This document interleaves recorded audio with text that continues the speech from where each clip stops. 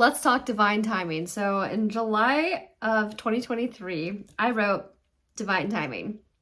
Scotland is sacred. I'll be back. I cannot rush things. I will ease into the faith of timing. And then I wrote Aphrodite is rumored to be the same as Inanna.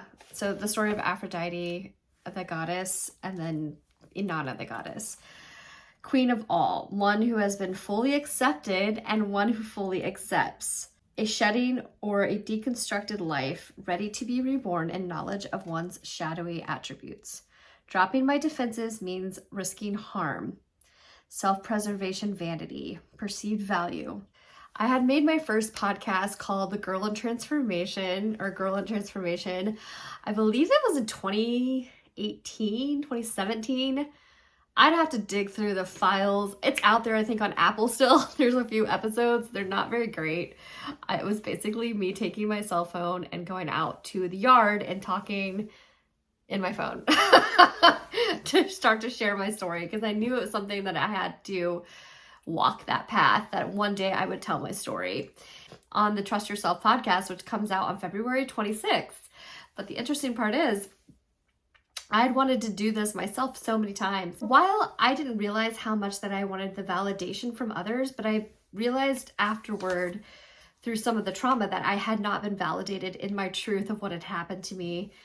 And I needed that. And so I think a part of me not being able to tell the whole story myself was because I was still seeking it out of validation from others instead of just telling it, because it was part of my soul's journey. This is the first episode of The Romantic Anthropologist, the softness and beauty of life in all of its romantic stories and mythologies and narratives. And how do we break it down, digest it, introspect it, and look at it in a way through an anthropological lens of culture, language, and other markers that have identified and mapped out our own social structures, which have heavily impacted our personal journeys on our life path here, our soul journeys.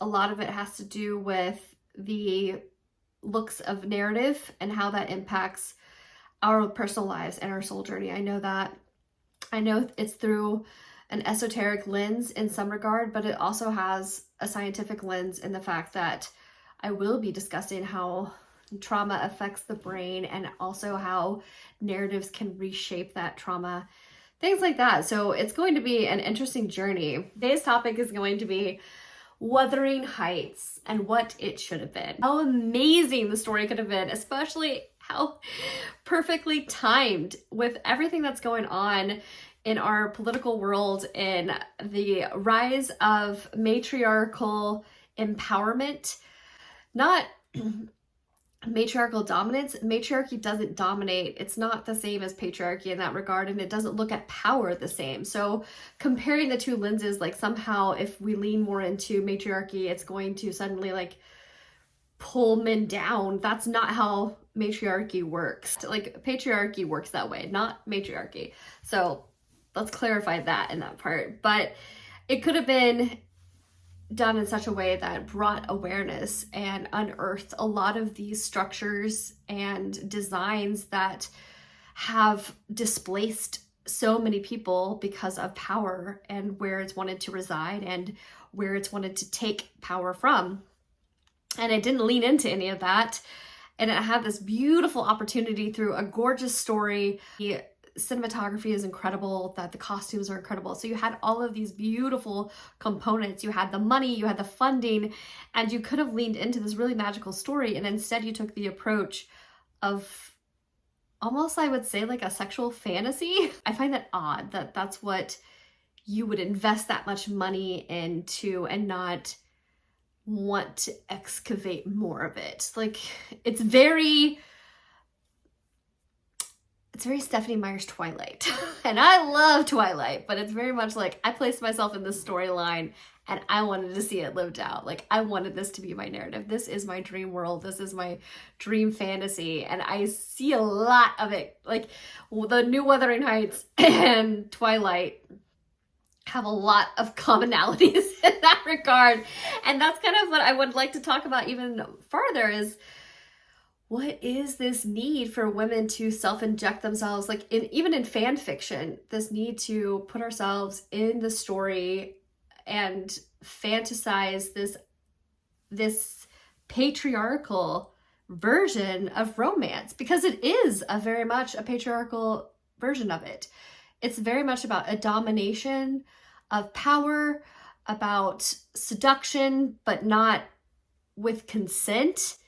And there's a lot of things that, because a lot of the seduction that takes place in both Twilight, 50 Shades, which is a fanfic adult version of Twilight, and of this new Wuthering Heights, there's a lot of seduction without consent, which I find super fascinating, that this pattern of this narrative keeps coming up. And that alone makes me want to dive farther into it. But what Wuthering Heights could have been, it could have been this amazing story where we showed how power affects our love lives and what that means. Like, how do we even interpret love? How is society also pushing on our interpretation of love? Like, how is our outward environments? Because Heathcliff was brown, whether it was brown gypsy, brown African, brown Indian, that part is never really fully formed. It leans more toward the gypsy side, I believe, in the story. I'd have to go back and double check on that, but it's never fully formed. And the only version that got remotely close to having a brown perspective, Heathcliff, is the 2011 version, which is an incredible, like, earthy, wild, impassioned version, which I love. Like, the senses, it's such a sensory experience. The 2011 version that is brought to tale is an overload of senses. And I think that is the heart of Wuthering Heights. It's this basal, animalistic approach and perspective of what life is in our most animal side form of humanity. Like, what are we when we strip away all of the narratives that have been thrust upon us? What are we if we adhere ourselves fully to the moors, if we let the moors and the senses of the moors take over, the rugged rocks, the misty fogs, the illusions, the rough terrains? What are we when we're forced against all of those things, when all of the comforts are taken, all of our resources are taken from us? What is left behind? And that what brings me back to Aphrodite and Inanna, especially Inanna, because Inanna goes down, and this is going to raise up a lot of things, actually, and we might go a little bit all over the place. When we dive into the story of Inanna, which is a Mesopotamian story of a descent. So basically, Inanna goes down to the underworld, and it's like 7 layers, and she removes parts of her clothing, which is a symbolism of removing parts of the self. So taking off our masks, disrobing ourselves so that we are left with the essence of what we are in animal form, just the body, a soul encased in body. So we no longer have our language as a barrier. We no longer have our identity and our cultural structure, wherever that is. All of that is being removed. So Inanna goes down to the depths, basically, like a shaman would, to deconstruct all of these aspects of self. And she goes and she lingers in this area where she allows herself to just sit with who she is after removing all of these outward barriers of who she thought she was. And then as she climbs up through and ascends back into the plains again, to the middle ground, she begins to take on aspects that she wants to clothe herself with, new attributes. And I think it's such an important part of a shaman journey, of an esoteric experience, to basically, and even in the story of Jesus, to die unto oneself and to be reborn. You can be a rock that has waves thrust upon it. You can be a reed with the wind blowing and never break. There's a lot of, symbolism and poetry and stories that tell us about how important it is to find oneself centered and grounded in an aspect where you cannot be moved by outside forces any longer. And that, to me, is true self-liberation. which is another huge aspect of what I stand for: self-liberation, self-authorship, self-trust. But in this story of Inanna and how she comes up and then takes on all of these things, and even like going back to Wuthering Heights, the reason that I'm even bringing all this up is because in the story of Wuthering Heights, the people and the culture is very indigenous to the Moors and to the landscape of the Moors and how it impacts life and its urges and its drive for life at a force and a passion that sometimes can't be matched. For example, I went to the Moors and it is windy, it is rough, it is cold, there's very few shelters. It is easy to get lost when the mist and the fog rolls around. It is very easy to get lost, to get hurt, to trip, to fall. The Moors are dangerous. They're probably one of the most dangerous landscapes I've ever traversed. There could be more dangerous ones, but it's one of the most dangerous. That and the desert are the two places that I feel like I felt a real fear. The jungle, when I've gone through the jungle or a forest, it's a little bit different because I feel like there's a little bit more like nutrition, nourishment. There's more like wisdom and safety in that wisdom of what your environment, the surrounding area of your environment holds. So there's a real importance of leaning on the landscape and understanding the wisdom of the earth to be able to survive. Otherwise, you won't survive in those terrains. Same with the Moors. You have to have the wisdom of the landscape. And I think Wuthering Heights is this beautiful story about the opposition of wisdom of the landscape and surviving of the Moors to the comfort and dream of, if I build a fancy house, if I live in a lot of wealth, I will be protected from that feeling of surviving. And I can lean into that and I can be embraced and I won't ever have to have that fear of survival in my body any longer. And I think that's kind of what Kathy does when she chooses wealth and she chooses not Heathcliff. When she makes that choice and safety, she's wanting that nervous system reset, which is an interesting thing to also talk about in the storyline of Wuthering Heights, is how important having safety and not feeling like you have to survive is, and how much of a motivator that is in people's decisions, and how it outweighs romance and passion. And like, even though her soul is wild and it's attached to the Moors and there's this very ancient way of living in the Moors, there's the part of her and her nervous system and her body, and also the perceived acceptance of the society that is infiltrating the Moors, the colonization of the Moors that comes in to basically say like, oh, this way of living is better and you'll be accepted and you'll be one of us and you won't have to rely on that survival feeling anymore. But her soul is like remembering those ancient ways. So there's this very frictional experience going on within her that is the cause of a lot of the sin and then a lot of the symptoms that come from choosing the comfort of societal acceptance over one's soul and one's alignment and wildness, and how it's conflicting. And it's not just for Kathy, it's for all of us, how we all are conflicted in this wild part of being human and our animalistic urges, and also having societal acceptance. And even her relationship with Heathcliff, like her fear of being cast out from society outweighs her allegiance to Heathcliff. And to be able to dive into that and what that means for those who are disempowered, who are victimized.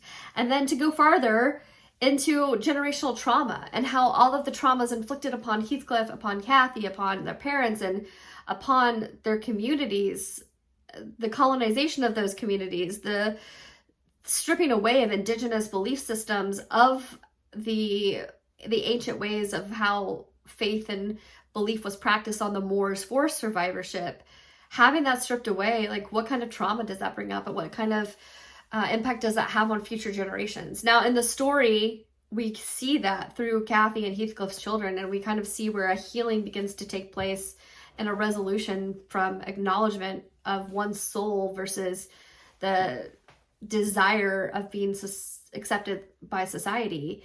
But in this recent movie, I don't think they even go down that path. I don't even think Heathcliff and Kathy's children are shown. And I think that is a huge loss. And it's a huge loss of what we could be doing with narrative and story at this time and space. And that's another, like, that'll bring me to this, like, how important narrative and artists are in this season. Like, art is everything right now. And Bad Bunny, like, his performance at the Super Bowl proved this inherently and strategically. That man, oh, there's so many beautiful symbolic things that he did, like from creating this hedge of protection. You know, everybody viewed his life, his story, his narrative on his terms. He built a hedge of protection around him, and then he was enclosed in that, and then he allowed us into his space on his terms, and his essence. Like, he was granting us permission to take a peek into his life, into his narrative, into his perspective. And it was a beautiful artistic journey of how we just dove straight in there and saw, you know, Puerto Rico and the life of Puerto Ricans, and then how their own narratives are being impacted by colonization today.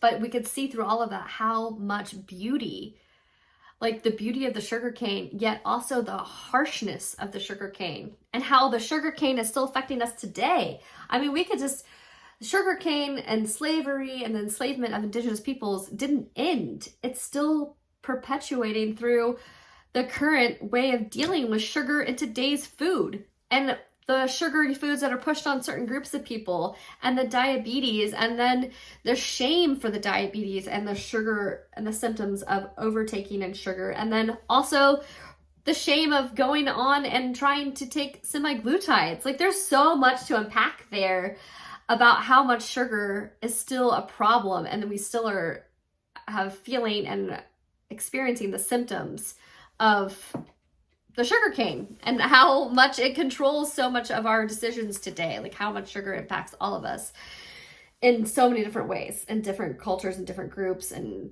all around the world. And then to see how he did that in such a beautiful dancing and song. And also, like, this leads me into the next section of how song impacts and seals, and in a lot of ways, and in many indigenous belief systems. And you can have an indigenous background from anywhere. Like, if you trace long back, sadly for many Europeans, it's been stripped away from us. And like, I include us because I'm one of those people. Like, many of my indigenous practices were stripped away. There are a few that came through the generations, but it was done in a way like, you know, the sweeping of a broom on the porch. They were hidden in, or like the quilts, like the practice of weaving, a lot of ancient practices through narrative, and how story was placed in quilts, and how protection was, you know, done through the sweeping of the porch, things like that, but brought in different forms. So they lost their old narrative, and then they took on a new narrative, which is super interesting to think about. But going on to say that he dives us into this beautiful narrative of symbolism, and how music solidifies and also like seals a shamanistic practice. So you can have like a dream or an initiation, and then a lot of times in the old ways, it was sealed with song and remembered in song and told in story by song. So there is so much, like, to me, it wasn't just art.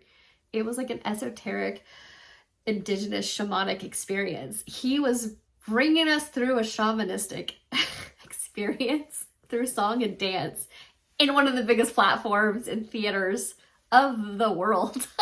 Because of many, like, for many people, they watch it globally. And that is incredible. First of all, to have that opportunity, and secondly, to like adhere to his soul path and not allow people to take that away from him. It's so important for us to find that in ourselves. And it's so important, like, in that journey of self-authorship, which is something that I really want to dive into here on this channel and discuss a lot further.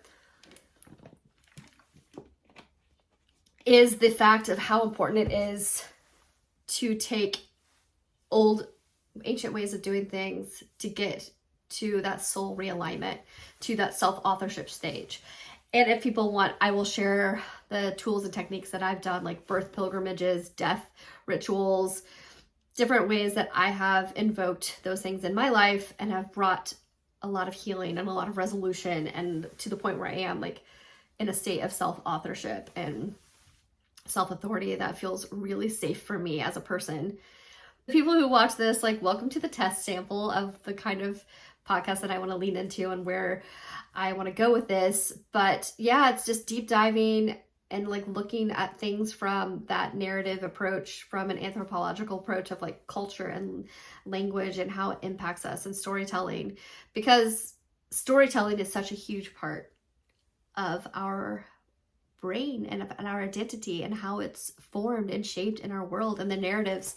And we can't start building a new and more egalitarian world for everyone until we start reforming the narratives and we start dissecting them and looking at them and how they have impacted us, and how the story of romance and of power plays, and even this modern telling of Wuthering Heights, which I don't even think you can call it Wuthering Heights, it's like fanfic, but this modern retelling, how it is urgently and inappropriately trying to reframe and also hold true to that old narrative of like patriarchal, like the idea that there's so much like romance of seduction without consent. And that's the real, the triggering part for me, I think, is like the seduction without consent and how much that is romanticized. And I'm going to leave you with this. There is a song out there by a group called Plena Combativa. And they're a Puerto Rican group, which is interesting that it's coming up with the Bad Bunny thing, but it's a Puerto Rican group, and it's women who sing songs of like feminine resistance. But there's a beautiful song, Libre y Peligrosa. Libre peligrosa, libre peligrosa soy yo. So anyway, it's about the dangers of women being uncontrollable, which to me in essence is having self-authority. You become dangerous when you are a person of self-authorship, self-authority, self-control, self-trust. You're very dangerous to the system.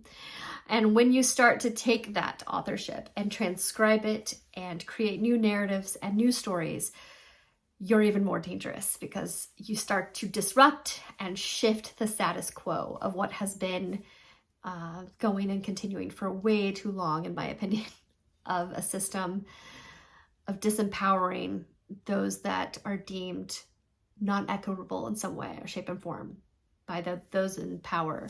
So I would like to leave you with that song. Go look it up. Plena, Plena, Combativa, Combativa, Libre y Peligrosa, Librey, sorry, Peligrosa. It's a beautiful song, and if you want a better interpretation of it, because I don't think there's a really good interpretation or lyrics that are written of it because of copyright issues. And also, if you enjoyed this podcast, please like and share it with others. Share it. Follow, subscribe to this channel, The Romantic Anthropologist. My name is Isadora James, and thanks for joining me today. And also, let love allow itself to be revealed in many different forms and be open to perspective shifts.